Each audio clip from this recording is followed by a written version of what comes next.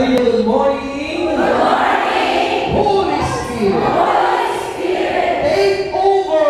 Take over. In this place. In this place. Holy Spirit. Holy Spirit. Take over. Take over. In my heart. In my heart. Nasa puso natin ang Diyos. Gawin natin siya. Hallelujah. At ang lahat ay sasayaw muli sa Panginoon. Tumawid ng may dala.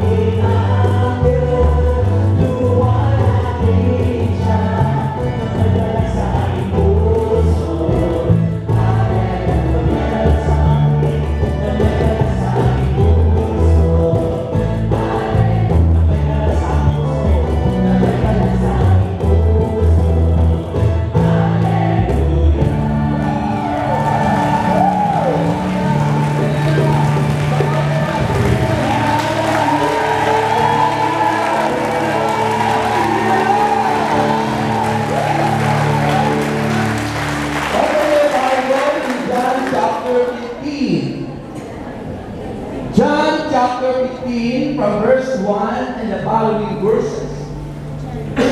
John chapter 15 verse 1 and following. John 15 verse 1 and following. It says, I am the true vine, and my Father is the gardener. He cuts off every branch in me that bears no fruit, while every branch does not bear fruit, He prunes, so that it will be even more fruitful. You are already clean because of the word I have spoken to you. Remain in me, and I will remain in you. No branch can bear fruit by itself, but it must remain in the vine. Neither can you bear fruit unless you remain in me. I am the vine, you are the branches. If a man remains in me, and I in him, he will bear much fruit. Apart from me, you can do nothing. If anyone does not remain in me, he is like a branch that is thrown away and withers. Such branches are picked up, thrown into the fire, and burned. If you remain in me and my words remain in you, ask whatever you wish, and it will be given to you. This is to my Father's glory, that you bear much fruit, showing yourselves to be my disciples. As the Father has loved me, so have I loved you. Now remain in my love. If you obey my commands, you will remain in my love, just as I have obeyed my Father's command, and I remain in His love. The Gospel of the Lord Jesus Christ. Pupurihin natin ang Panginoon, ang malakas. Hallelujah.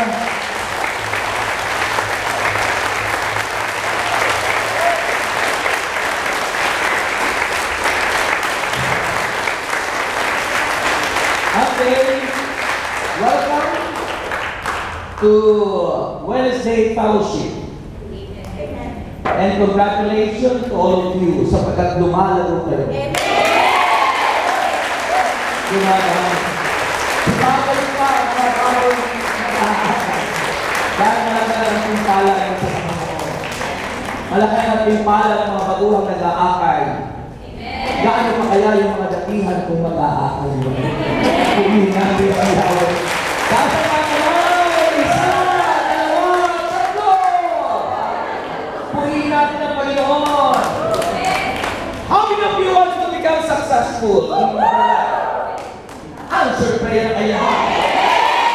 Success is very important to all of us. Ang tagumpay ay napakalaga sa buhay natin. Whatever kind of success you want, kakabati, in all areas of your life. Success to get married.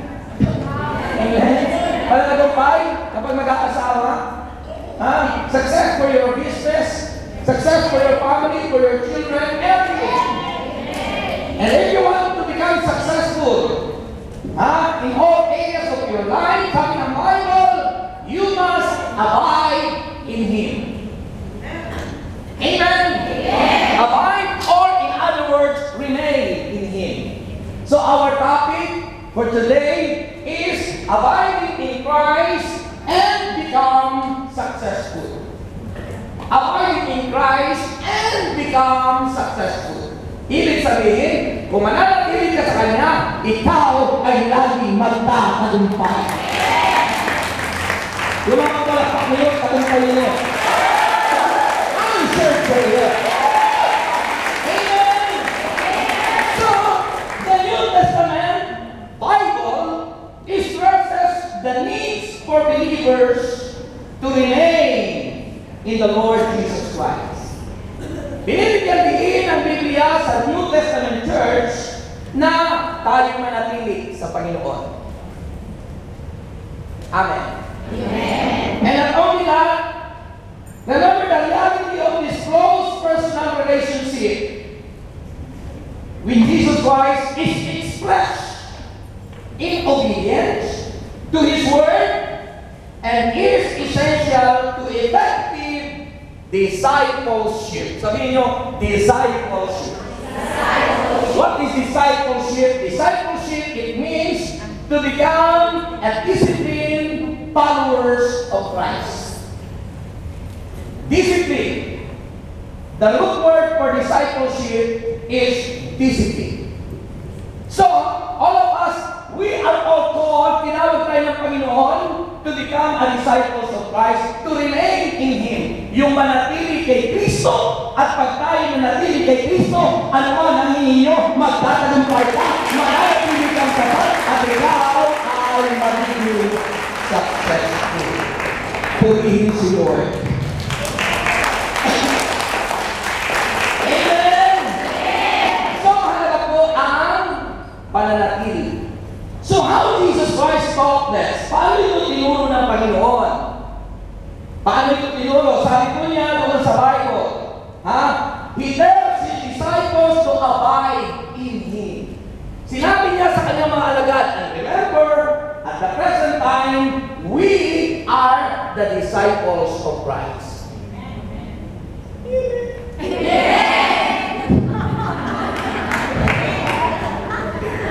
Sa ngayon, tayo yung mga disipulo ng Panginoon.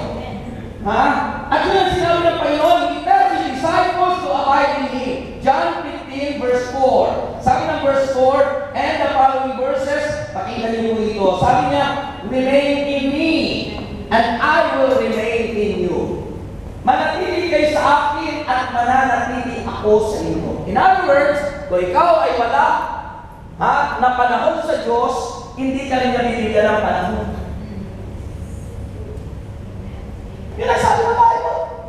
If you remain in me, I will remain in you. To remain, it means you must be obedient and you must be faithful to His Word, sa kanyang salita. And you must become faithful, especially this kind of fellowship. Because 2 or 3 gather in His name, God is in the midst of them.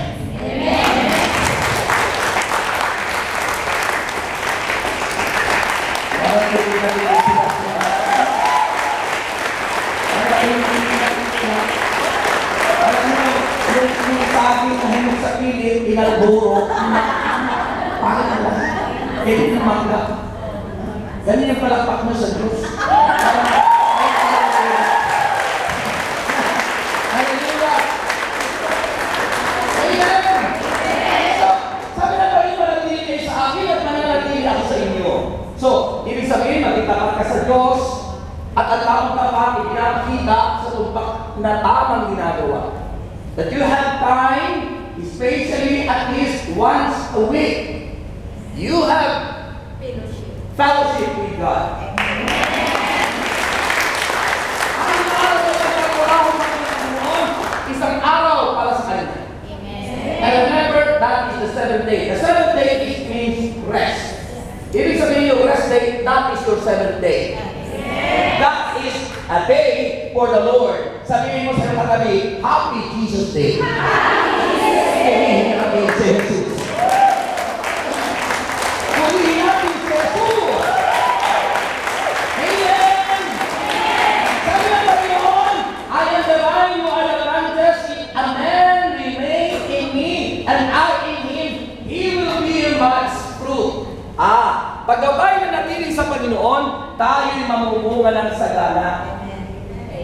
Magiging fruitful tayo. Anong po ngayon? Makikita sa magagawa, makikita sa kanyang ugali, makikita sa kanyang action, yung pagkilos na, pagsasalita, everything na ini-expect ng Diyos sa atin.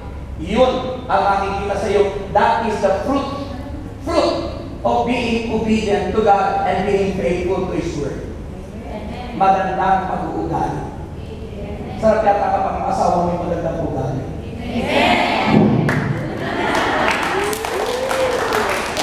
Pero kung asawa mo ang pangit na ugali, ano?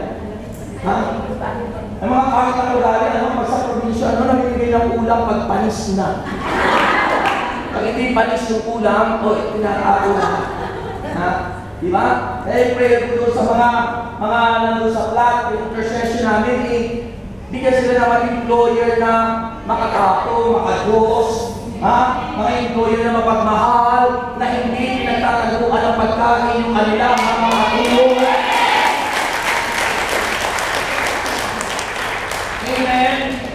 Natutuwa ako at nabibless doon sa kinukwento, hindi ko lang matandaan kung anong day yun, kung anong araw yun. Yung anak niya, pinapunta rito. Yung anak niyang babae, pagkatapos nung malaman ng anak niyang babae na trabaho dito, iyak ng iyak sa nanay niya pagdarating ng rest day, nagsusumbong sa nanay niya, at ang sabi,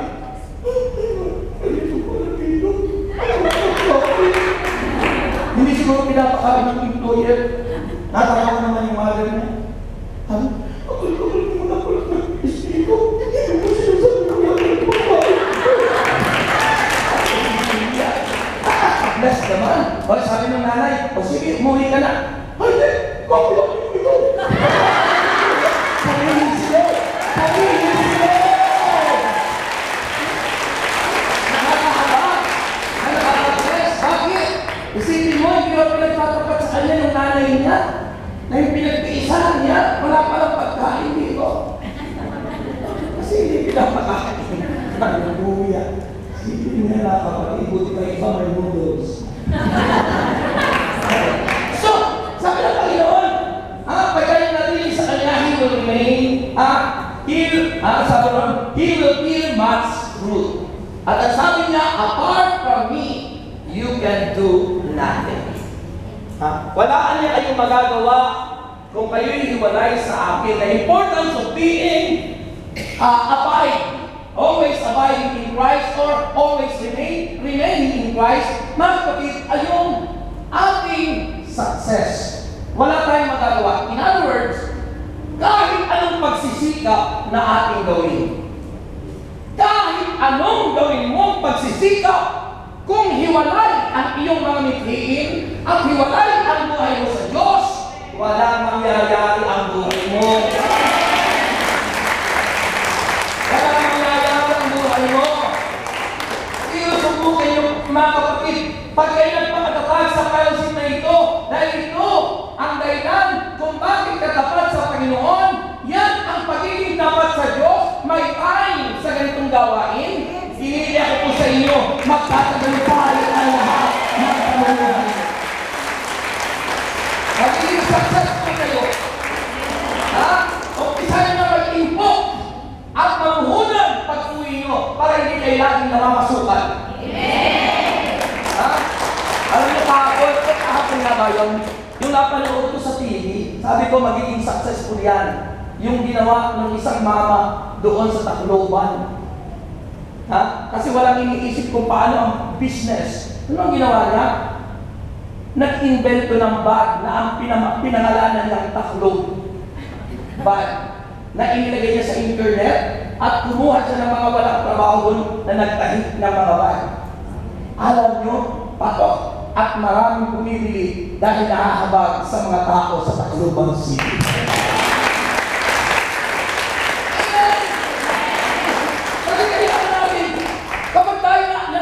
Kay Kristo, siya magbibigay ng wisdom. Divine wisdom. Pag tayo walay sa Panginoon, wala kang karunungan. Wala kang kaalaman. Walang magtitikta sa'yo. Lahat ng iisipin mo, puro obsolete na yun. Wala nang kwenta. Panis na. Laos na. Pero kung ikaw'y nananatili sa Panginoon, lahat ng ipaiisip sa iyo ng Panginoon ay magkakagumpay. Amen! Kaya manatili kayo sa Diyos. At ang manatili sa Diyos, ay hindi nyo naman nakikita ang Diyos sa Espiritu ay sa pamamagitan ng fellowship. Sa pamamagitan ng kayo mag-isa, mayroon kang pamilya sa buhay espiritual na tinatakbuhan, pinupuntahan. Mga kapatid, ang Prayer Partners Fellowship International, tinan nyo, pag kayo natanggal sa trabaho, mayroon kayong tinutuluyan. Sa iba walang ganyan. Sa iba mayroon magsisingling kayo, babayaran nyo. Dito wala.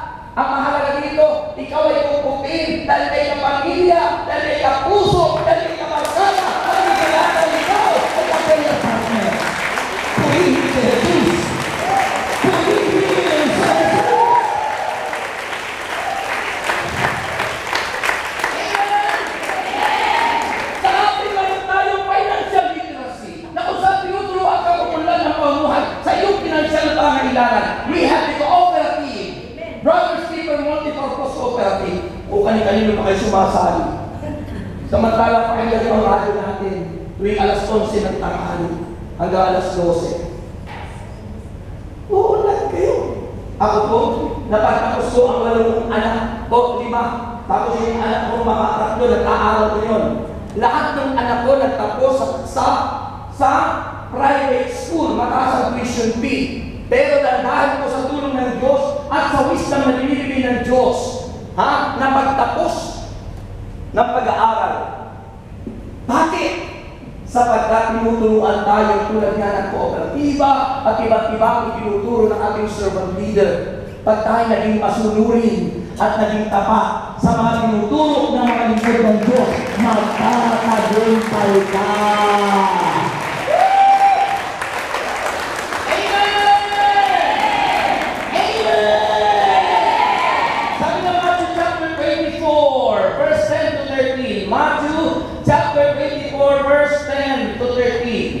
Sabi ko nito na mga kasulatan, pakinggan mo, oy, pakinggan mo ito. At the time, many will turn away from the faith. Nang panahon yun, maraming tumalikod sa pananampalataya, maging ngayon. Nakilala na ang Diyos, pero nagbabalik, nagbabackslide. Sabi ng Bible, at the time, many will turn away from the faith and will betray and hate each other. Namumuhi sa isa't isa, tumalikod na nga sa Panginoon, sila pa ang nagalang magalit. Sila pa ang nagalang mamuhi. Ano sabi ng Bible? Mga kapatid, and many false prophets will appear and deceive many people. At marami anyang mga balaang propeta na manlililang sa inyo. Ililigaw kayo. Ililigaw kayo. At ano sabi? Because of the increase of wickedness and the love of most will grow cold. But he who stand firm to the end will be saved. At sila ay niyang mananatiling tapat hanggang wakas ang sila lamang maliligtas. Ano yung sabihin mo? Yung mananatiling tapat sa Panginoon. Those people who are remaining in Christ, tapat sa Diyos, sila lang ang maliligtas. Akala ba natin, kung tayo palipat-lipat, maliligtas ka? Kapatid, pero kung kahit ikaw, walang sinasapian na samahan kung wala ka pang alam at nanatiling tapat ka sa Diyos, mayroon kang grace. May grasya ka. Gaano ba kaya kung ikaw ay kasama sa ganitong gawain at naging tapat ka sa Diyos, lalo kang pagpapalain at lalo kang sasamahan ng Diyos. Amen! Amen! Amen! So, sabi ng verse 14, Matthew chapter 24, verse 14, and this gospel of the kingdom will be preached in the whole world as a testimony to all nations, and then the end will come. At saka babalik ang Panginoon at matatapos na ang dating daigdig. Silang naging tapat at nanatiling tapat sa Panginoon, sila ang makakasama sa bagong Jerusalem. Purihin si Jesus. Purihin si Jesus. Grabe ang inyong pagpapsak. Number 1, he tells his disciples to abide in Him. To how Jesus taught this, being abiding in Christ. So yun tinuturo sa mga alagad. Number 2, the Scripture exhort believers to abide in Christ. Ang Biblia mismo, ang nagtuturo sa atin, ini-exhort tayo, pinapaalalahanan na tayo'y manatiling tapat sa Diyos. Na tayo'y manatiling na nananalig sa Panginoon. Sabi po ng Colossians chapter 2. Colossians chapter 2 verse 6. Ano sabi ng Bible? Colossians chapter 2 verse 6. Ito ang sabi. So then, just as you receive Christ Jesus as Lord, continue to live in Him. Dahil daw tinanggap na natin si Kristo at sinampal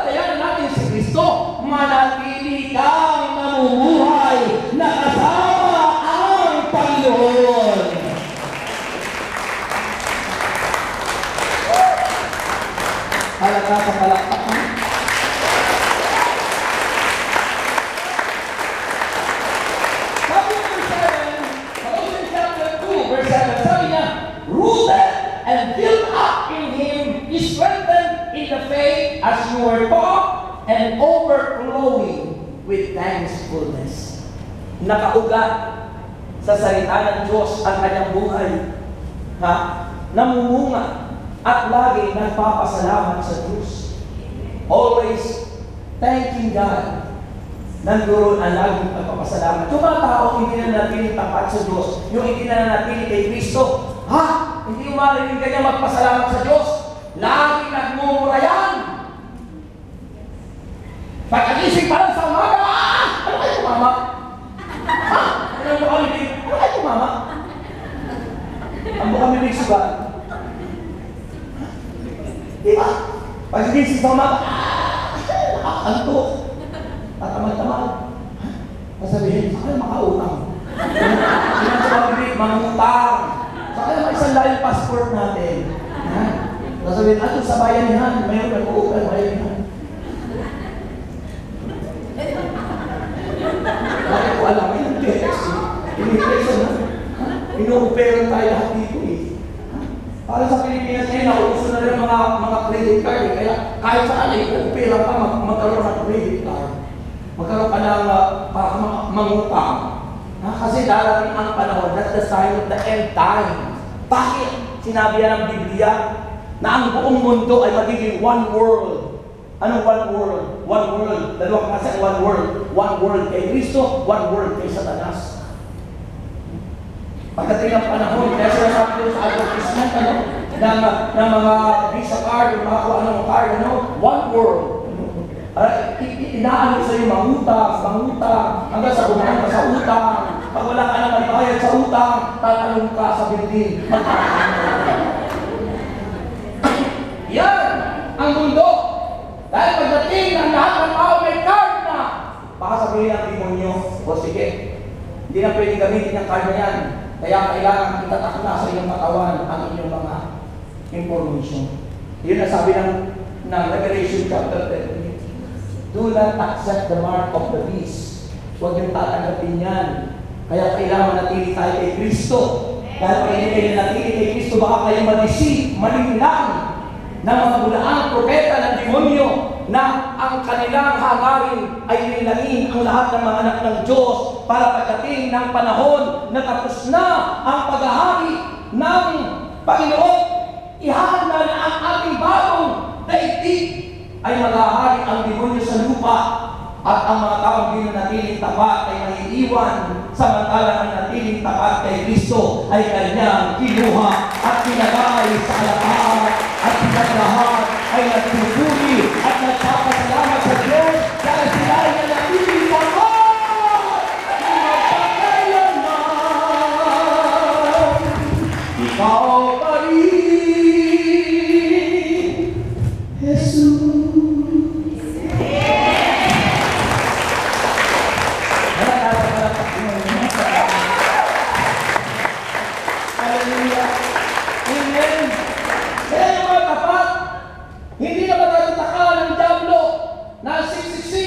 Sinasabi sa Revelation, kundi sila itinatakalan ng Panginoon Kristo, ng tatak ng Espiritu Santo. Tinatakalan ng Espiritu ng Diyos. We have the seal of the Holy Spirit because we are faithful to God. Kaya yung hindi faithful, walang tatak ng Holy Spirit, maaaring matatakan ni Satanas. Kaya salamat sa inyo mga bago na naaakay. Magpakatatag kayo. Huwag maghihigilan. Sabi ng 2 Corinthians, pakinggan niyo ito. Mga kapatid. Pakinggan niyo ito para sa inyong lahat. Sabi po rito, sa 1 Corinthians chapter 15, verse 58. Ito ang sabi ng Bible. Therefore, my dear brothers, stand firm. Amen. Purihin natin ang Panginoon.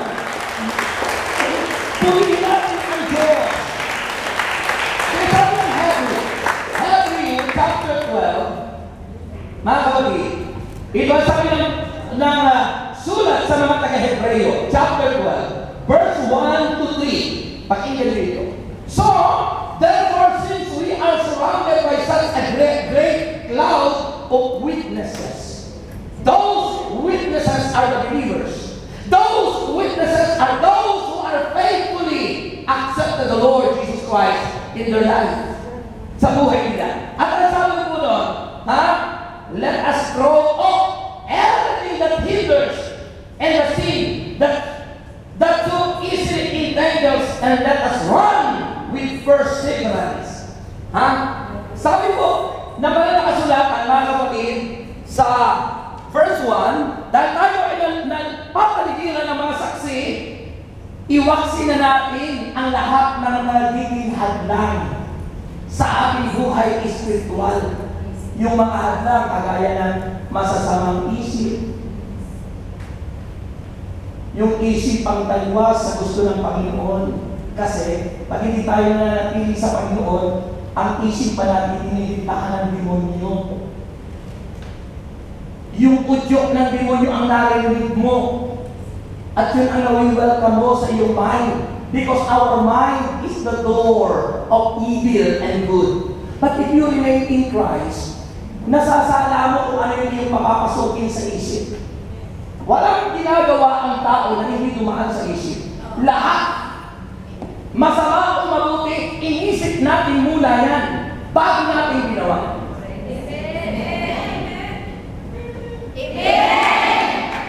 Kaya, talaga, ingatan yung ating pag-iisip. Sabi ng Bible, mga kapatid, dito sa ating binabasa, therefore, since we are surrounded by such a great cloud of witness, let us throw off everything that hinders and the sin, yung kasalanan, kailangan talikdan, and the sin that so easily entangles, and let us run. Let us run with perseverance. Yung mayroong katyagaan na patuloy na lumapit sa Panginoon, manatiling tapat sa Diyos. The race marked out for us. Tayo po ay parang nakikipagkarera. Nasa race tayo. Mayroong finish line. At pag narating natin ang finish line, na hindi tayo natangay ng kaaway, tatanggap tayo ng putong. Ang buhay na hantong sa langit. Amen! Kaya ang sabi ng Bible, listen to me.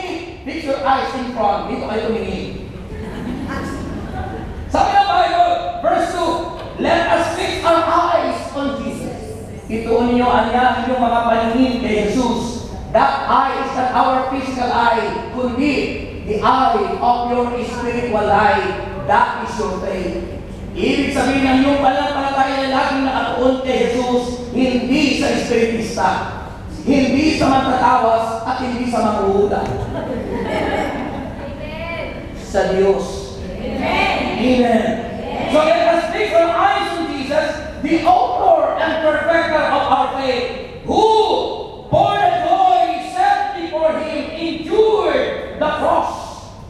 Sipin mo, ini-offer ang buhay ni Kristo maging sa krus ng Kalbaryo, inakap niya, di niya ito binitawan. Pagkatapos, kamukuhin niyo ang krus, the true and perfect sign of love is the cross of Christ, not the heart. Kala niyo ba ang magandang sino na pag-ibig ay puso? Ang dami yata ang pusong barong ngayon. Ang dami yata ang pusong barong ngayon.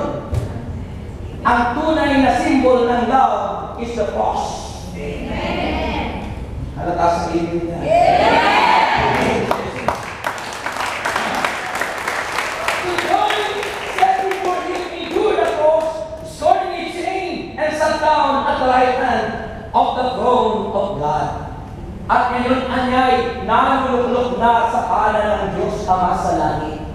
At ang iniwan niya sa atin ay ang Espiritu Santo na siya nagtuturo at nagpapaalala sa atin. Kapag kayo'y nanatili kay Kristo, lagi kayong tuturuan ng kanyang Espiritong Banal at di kayo mailigaw ng kaaway. And finally,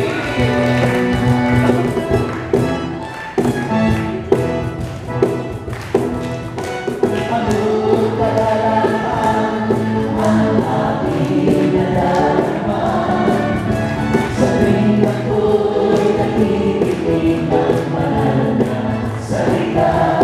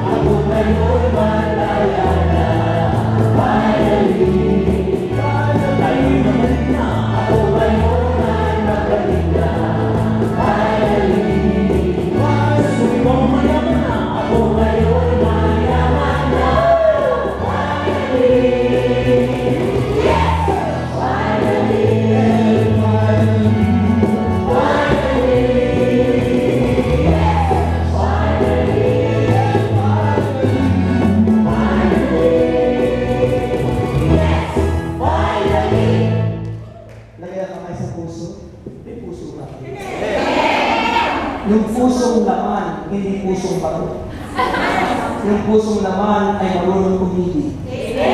Marunong magmahal. Kaya ang mga pusong laman, kahit na yung kanyang asawa ay inagaw na, minamahal ko. Kaya yung pusong bago, nako, kamumuhianan niya yung kanyang asawa, malaking kasalanan sa Diyos. Yung mga taong ikaw ay niloko ng asawa mo, tapos kinamumuhian mo siya, napakalaking kasalanan sa Diyos na niya. Asawa mo pa rin yan, kaya dapat ay mahalin mo. Sabi ng Panginoon sa kanyang pinakamagandang utos, gantihin mo ng mabuti ang masama. Kaya kung hindi ka minamahal ng iyong asawa, ikaw ang magmahal sa kanya. At makikita nyo, kaya sa araw ng Miyerkules sa next week, ang gagawin nyo, mag-drawing kayo sa magandang papel. Ito-drawing nyo yung pinaalilitin nyo. Kung ano yung pinaalilitin mo. Kung talaga ka, ito-drawing nyo yung handsome na gusto nyo namin. Susulat nyo doon. Kung yun naman yung mga asawa, i-drawing nyo yung asawa na mamalik. Saan yung gusto nakasakayay? Kung gusto nyo nakasakay sa ako, nakalagay sa ako. I-drawing nyo. Bakit sa ako? Kasi iniisip nyo, patay na ang lumang buhay niya. At may hamang buhay siya. Amen! Kaya kung marunong mo ang masama yung asawa mo, niluko ka, pinagpalit ka sa iba, i-drawing mo, nasa taon. Ibig sabihin lang, patay na yung dating buhay niya. At doon sa isang portion ng iyong papel, nakadrawing doon, isang gwapong-gwapo. Na yun yung bagong asawa mo. Nagbagong buhay yung asawa mo. Napalitan ng bagong buhay, isang buhay na ganap at kasosya ang darating sa iyo. Amen. Nakaupo sa iyong tabi, minamasahin.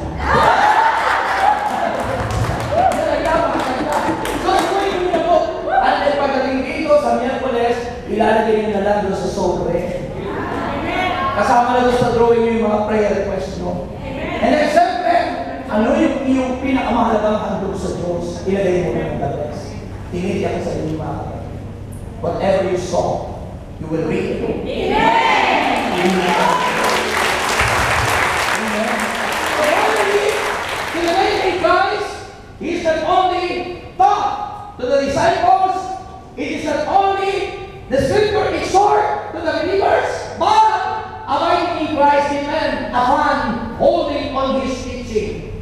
Depende sa paghawak mo o sa pagsasabuhay mo ng kanyang salita. Kaya sabi naman na nakasulatan sa 1 John 2, verse 24. Ito ang sinasabi sa unang sulat ni Juan, 1 John chapter 2, verse 24. Ang sabi po niya rito sa verse 24, sabi niya, see that what you have heard from the beginning. Kung ano man ang narinig simulat sa Paul, mahal kita, naalala. Ayun, sabi nito eh. O sabi nito, see that what you have heard from the beginning. Kung ano ang narinig simulat sa Paul, mahal kita. From the very beginning, sabi niya, remain in you. Manatili kayo doon sa tinuro sa inyo ng Panginoon. If you last, kung yun ang ginawa ito, you also will remain in the Son and in the Father. Kapag nanatili kayo sa mga narinig yung turo, na yun yung turo ni Jesus, ibig sabihin na nanatili kayo sa Panginoon at nananatili rin kayo sa Ama. Amen. And this is what He promised us, even eternal life. Ang ipinapangako niya hindi lamang iyon, kundi maging ang buhay na walang hanggan.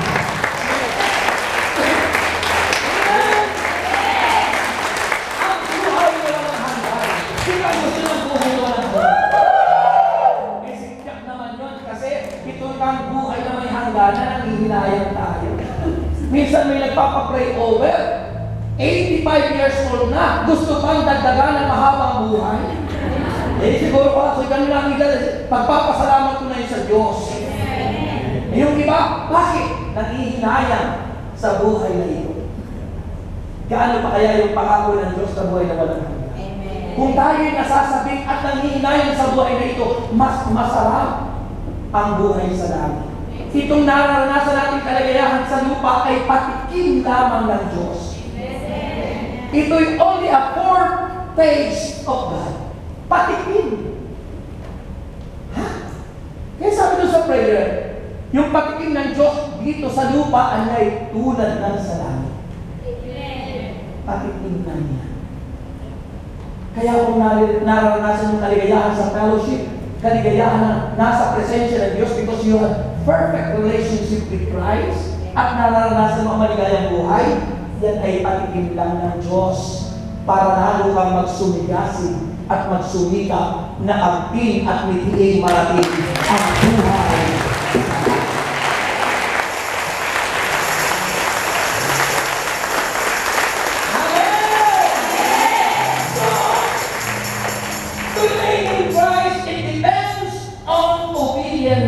To God or obedience to Christ. John 15:10. Sabi ng John chapter 15 verse 10, ano sabi ng Panginoon dito? If you obey my commands, you will remain in my life.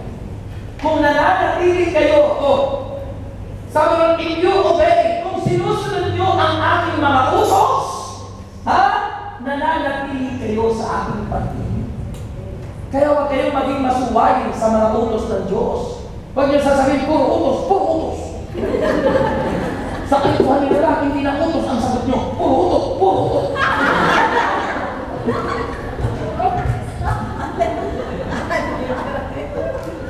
Di ba? Mga tao minsan nagre-reklamo, puro utos lang. Abay mga kapatid, pag daw tayo sumusunod at tumutupad sa utos ng Diyos, nananatili kayo sa pag-ibig niya. Amen! Kaya dapat sikapin yung makapag-tides kayo makasunod sa kanyang utos. Sikapin yung kayo'y makatupad na magkaloob sa Diyos. Tulad ng sermon kanina, yung ang sa Diyos, yung pagkakaloob. That is a part of worship, pagsamba sa Diyos. Kaya nga ang banal na misa may pagkakaloob. Kaya nga ang prayer meeting may envelope, not only prayer request, but to put your seed of faith, yung binhi. Dahil sabi ng sulat sa mga taga-Korento, what you sow is what you reap. Kung ano ang iyong inihasik, ang siyang iyong aanihin. Yun din ang sinabi sa Galatia chapter 6. Kung ano ang iyong inihasik, siya iyong aanihin. Kung ikaw ay naghasik ng kukunti, kukunti ang aanihin mo. Ngunit kung ikaw ay naghasik ng marami, marami ang pagbabalang aanihin.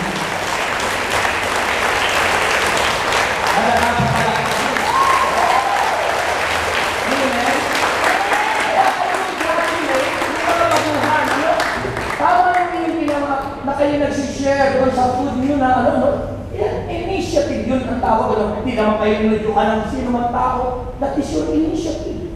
Ibig sabihin, yung may puso na pagmamahal sa Diyos. Ang ganda lang ginawa nyo. At na-isishare ko sa iba na groups. Kaya kayo'y pagpapalaki ng Panginoon. Kaya kayo'y tumatami. Kaya kayo'y tumatami.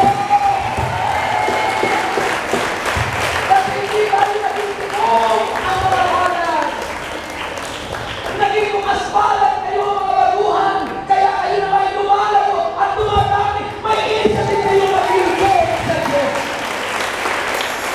At yan ang napatulawan sa lahat. So, to remain in Christ, it depends on obedience to Him. In His Word, sa kanyang mga salita. Sabi ng John chapter 14, verse 23, pakinggan niyo po ito.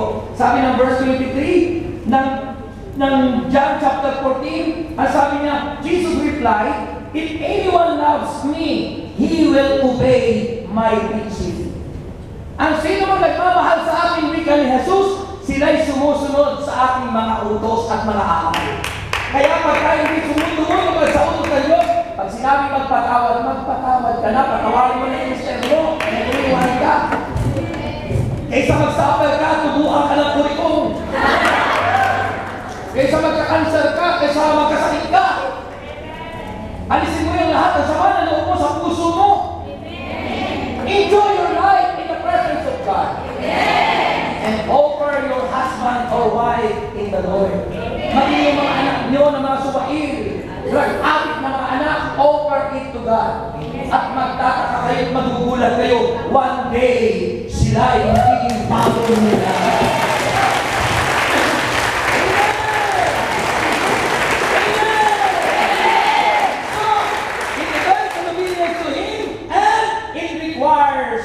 Living like Jesus. Kung tayo tumanggap kay Kristo, sikapin mo mamuhay ng tulad ng pamumuhay ni Jesus nang siya'y maging tao. Si Kristo, inaway, tinuya, hinuran, pero hindi kumanti. Si Kristo, binubog, pero hindi man lamang siya nagsalita ng pangit. Pero siya'y umiyak. At ganoon ang nais ng Panginoon. Yung katapangan, mga kapatid, ay nagiging kapahamakan ng tao. Kaya maraming namamatay.